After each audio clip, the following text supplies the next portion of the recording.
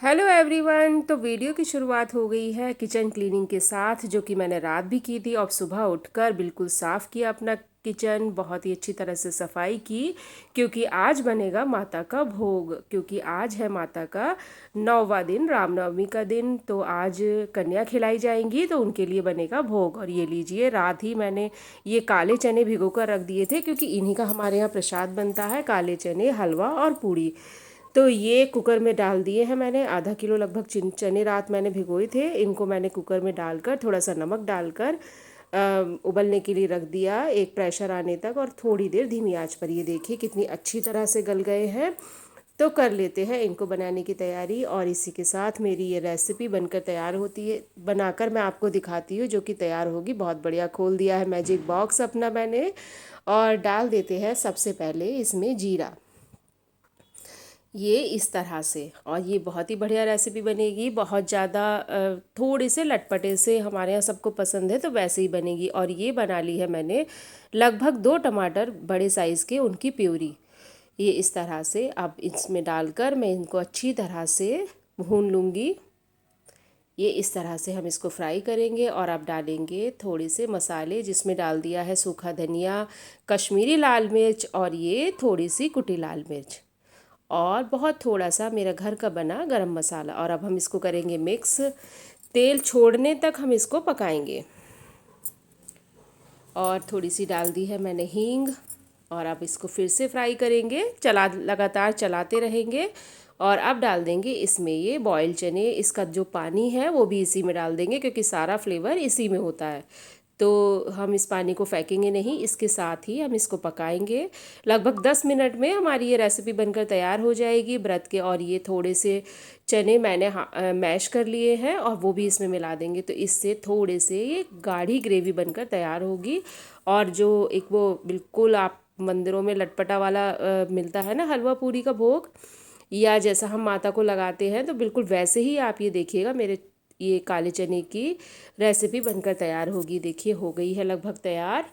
और डाल देते हैं बिल्कुल फ्रेश, एकदम से देसी वाला धनिया, जो आज मैं लेकर आई थी। बहुत ही बढ़िया, बहुत ही अच्छी इसमें से खुशबू आ रही है।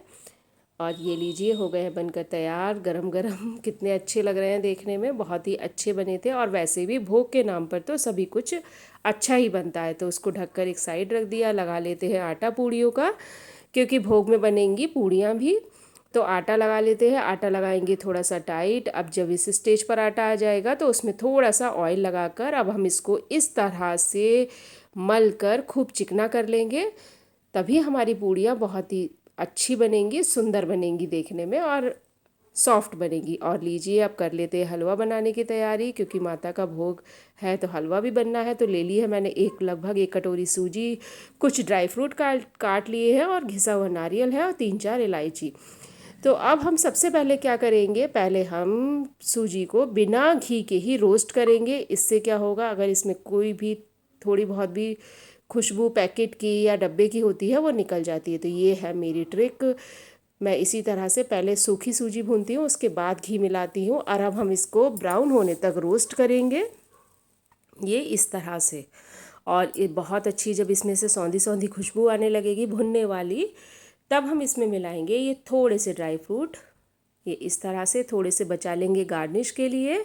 और इनको भी अब इन्हीं के साथ हम भूनेंगे। इसी स्टेज पर डाल देते हैं इलायची। और इलायची के साथ तो हलवे का फ्लेवर बहुत ही अच्छा आता है, और ये भोग के लिए बन रहा है तो ये तो बनेगा ही अच्छा। और साथ में ये जो 1 कटोरी मैंने सूजी ली थी, उसी कटोरी की नाप से मैंने पानी के साथ चीनी को बॉईल कर लिया। जितनी सूजी है उतनी ही हम चीनी लेंगे। और अब धीरे धीरे जब ये भुन जाएगा हमारा मिक्सचर, तो हम धीरे धीरे कर कर इस पानी को डालते जाएंगे और चलाते लगातार जाएंगे इस तरह से। तभी बनेगा हमारा दानेदार हलवा। यही है हलवा बनाने की ट्रिक, जिससे कि हम लगातार चलाते रहें तो इसका दाना जो है वो ख़राब नहीं होगा, और बहुत ही बढ़िया एकदम दानेदार हलवा हमारा बनकर तैयार होगा। तो यही ट्रिक हमें फॉलो करनी है। थोड़ा थोड़ा पानी डालना है, लगातार चलाना है धीरे धीरे और बहुत सावधानी के साथ, क्योंकि पानी जैसे ही हम गरम कढ़ाई में डालते हैं तो वो बहुत छिटकता है। तो इस तरह से गैस को अभी हम थोड़ा सा धीमा कर देंगे और इस तरह से पकाएंगे। और ये देखिए दाना बिल्कुल ख़राब नहीं हुआ, इस तरह से बनकर तैयार होगा हमारा बहुत ही बढ़िया दानेदार हलवा। बहुत ही टेस्टी बना था, सबको बहुत अच्छा लगा। ये है ट्रिक। ये देखिए इसका एक एक दाना दिखाई दे रहा है और बहुत ही आसानी से ये बन जाता है। बस थोड़ी सा ध्यान रखना है पानी डालने का, टाइमिंग का, और चलाते रहना, इस तरह से ये घोटते रहना है खुला। अभी हम इसको कवर नहीं करेंगे, घोटते रहेंगे। और अब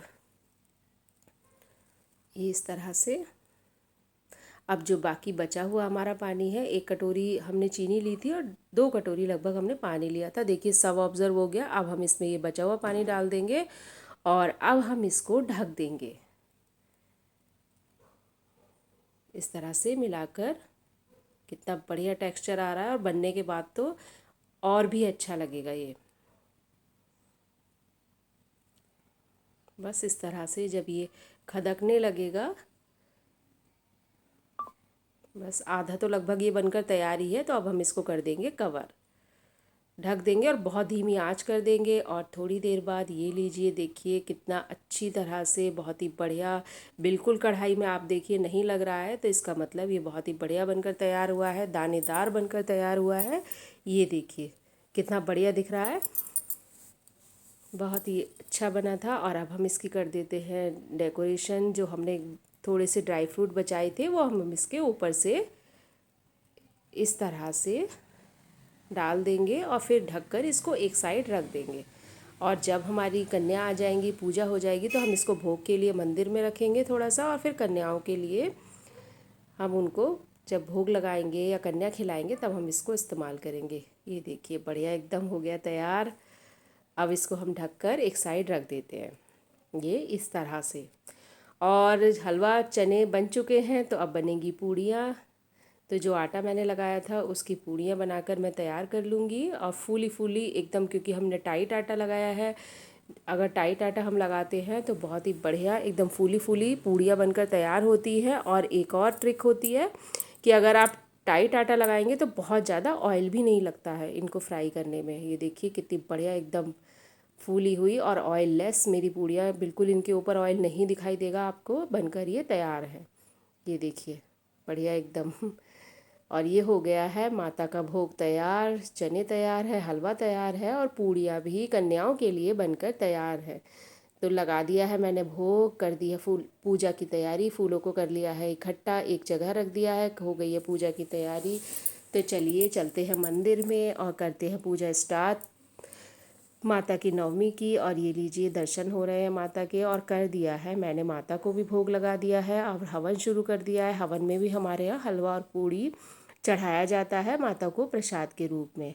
जोड़ लिए हैं हाथ और बस प्रार्थना कर लेते हैं माता से। और अब हम चढ़ाएंगे नारियल, क्योंकि आज के दिन ही नारियल का माता को अर्पण किया जाता है। जो नारियल हम रखते हैं उसका अर्पण आज ही किया जाता है। तो माता को चढ़ा लेते हैं और फिर इसी में से जो कन्याएं आएंगी उनको भी प्रसाद दिया जाएगा।